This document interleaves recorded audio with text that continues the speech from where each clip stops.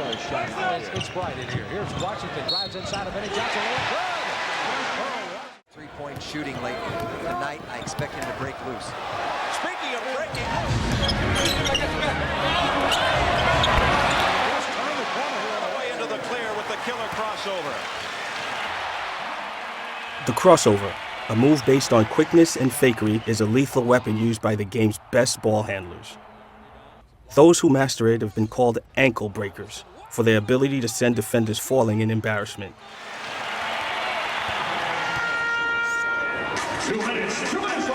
Dwayne Wade has a deadly crossover. He explains his technique and the players who inspired him.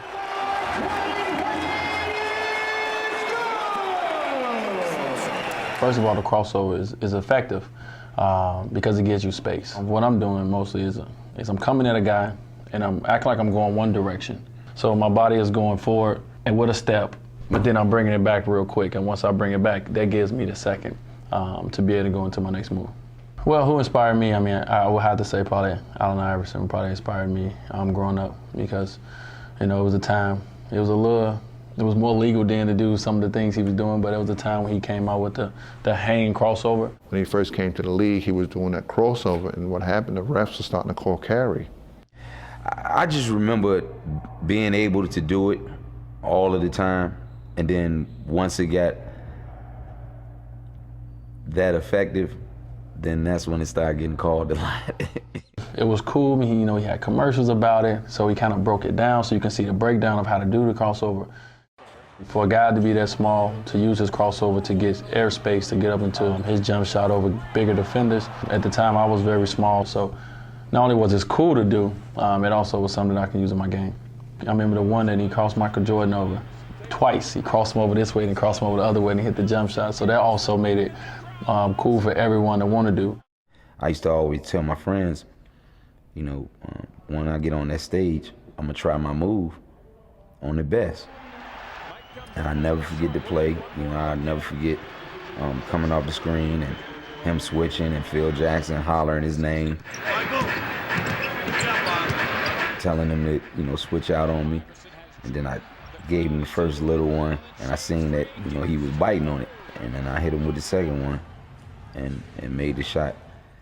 But the craziest thing about it is I hit him with my best move and he still almost blocked it. That was so crazy about it. That just let you know how great of a defensive player that he was. I first learned the crossover at Georgetown. I had a teammate, Dean Barry. And man, I had to guard him at practice. He was a walk-on player. He used to hit me with it all the time, every day. And at some point my ego, I'm not gonna ask this guy how to teach me how to do it. But at some point I was like, man, the move is so vicious, I gotta ask him. The first time the crossover came was, it came in stages. I think seeing John Stockton, I would drop it. Seeing, Kenny Anderson, I would give it a little shoulder action and change directions. Seeing Tim Hardaway, I realized I need to get a little lower to the ground. Who has a better crossover, Dean Barry or Allen Iverson? Yeah, you ask Allen, he'll probably say him, but the student can never beat the teacher.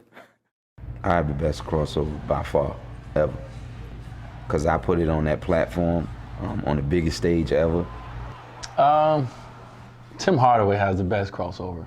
AI has the easier one to do, but Tim Hardaway's is still to this day is hard, but it was probably the most effective crossover. But you don't see a lot of guys doing it because a lot of guys can't do it. Tim Hardaway used to come at people, 100 miles an hour and change directions 2 ways. He'll go bing, bing, real fast, and that's hard for a lot of people to do. So Tim Hardaway is probably the toughest. You get beat up, people had their forearms on you, they could hand check you and all that. So for us to get past that, we had to work on our game to get a move to get past people. I saw Pearl Washington one day, and I was like, wow, I want to do that move. I went out there and started practicing the move, and I could do the in and out, but it just didn't feel right to me. I started doing it my way. So I used to come and cross and put it between my legs, then bring it back in front of you and cross you over and have a free lane to the lane. what I put out there from all the work that I did to master that move, people see that move and they use it in their arsenal or their game. Allen Iverson was great at it. Hardaway was great at it too also. When I was younger, you know, out in the playgrounds over the Howard houses where I used to live at, one of the things I seen when I did the crossover, by being low to the ground, it's much easier to do your crossover because it's hard for somebody to try to take the ball from you when you're down low.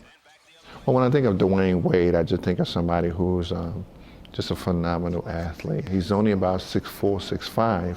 You see a guy who could, you know, cross you over and then step back, shoot a jump shot, or go to the basket and dunk on you. I mean, that's just unbelievable. Most of the new guys coming in, crossovers are effective because of their speed. When you look at Derrick Rose, he'll come at you, he'll do a crossover, and then he will blow by you because he's so athletic, he's so powerful and explosive. But I'm pretty sure it's gonna be some guy that come along that's gonna learn it and get it better than I got it, and his is gonna be better than mine. Hopefully it's my son.